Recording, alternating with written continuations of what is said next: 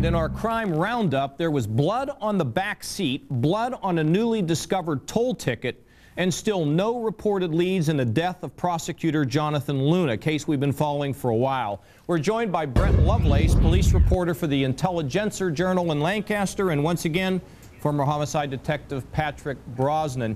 Patrick, as you investigate a case like this, here is a man driving a car with an easy pass who goes through a toll booth and takes a ticket out. Why would a guy with an easy pass go through a toll booth?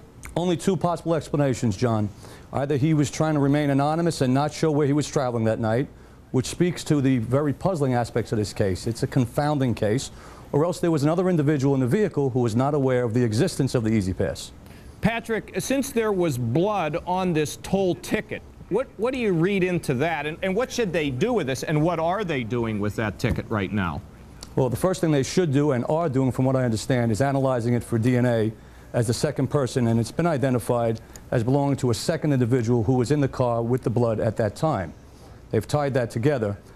What it means, very difficult to say. It certainly suggests very strongly, John, that there was a fight in the vehicle and there was blood found in the back seat on the floor, which would certainly support the theory that Jonathan Luna was laying in the back seat of the car, quite possibly dying, critically wounded, when they passed through the toll plaza in Ephrata, Pennsylvania. Yeah, Brett, now let's, you've been following this story from the second it broke. Who are they speculating on who was driving that car? Do they think Luna was driving it? What are you hearing? John, Luna was not driving that car. His wounds were too serious. He was likely laying in the back seat of that vehicle and was en route. The culprits, the suspects in this case, were likely looking for an area to ditch the car, drop the body off, and that's when they exited the toll pike. Okay, now Brett, here's the situation. Luna, leaves. It's late at night. He drives a long distance from home. He stops at a rest stop. What is the theory that perhaps at the rest stop is where he was confronted? He had gotten money from an ATM in New York, Delaware, then he had stopped for fuel in King of Prussia, and that was the last location that he was spotted from, John. So in theory, he would have met his attackers somewhere between getting fuel and the time his body was found. Patrick, when you take a look at this, is it your sense this was somebody that knew Luna? In other words, how could somebody have gotten close to him, or was he perhaps abducted when he went into the bathroom? It's a very troubling case, John, and I have a lot of questions about it.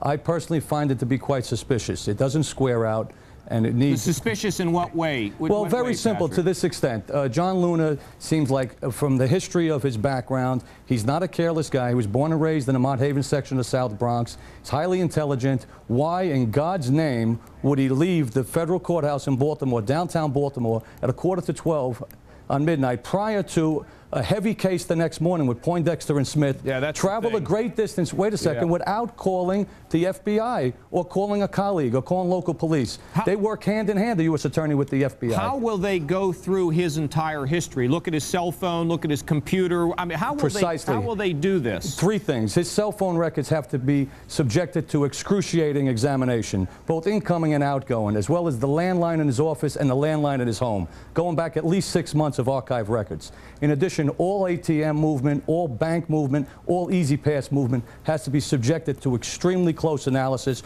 All that information has to be dovetailed and cross-referenced, and you have to look for some common denominators, some unusual calls, some lengthy calls, duration, time, incoming, movement, and from there you're going to develop information that will lead to a prima facie case or reasonable case. Okay, now Brett, I've got to tell you, from what I can tell, you're one heck of a reporter, and you have just checked every lead there is.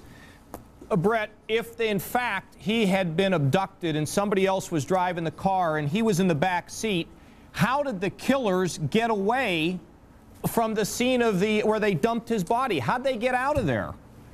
That's the million-dollar question, John. There was no other tire tracks leading up to the creek where the car was found, except for the Honda, which belonged to Luna. There was a macadam parking lot near the area where the car was found. In theory, that the accomplices, if there was an accomplice, could have stayed on that macadam.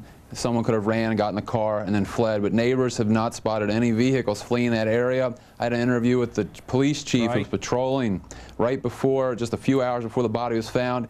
he said that that area was clear. He had looked through there, he had checked it, and there was just no one around at all. It's a rural area. Okay, guys, we're out of time, but I want to thank you for being with us. We're going to stay on this story.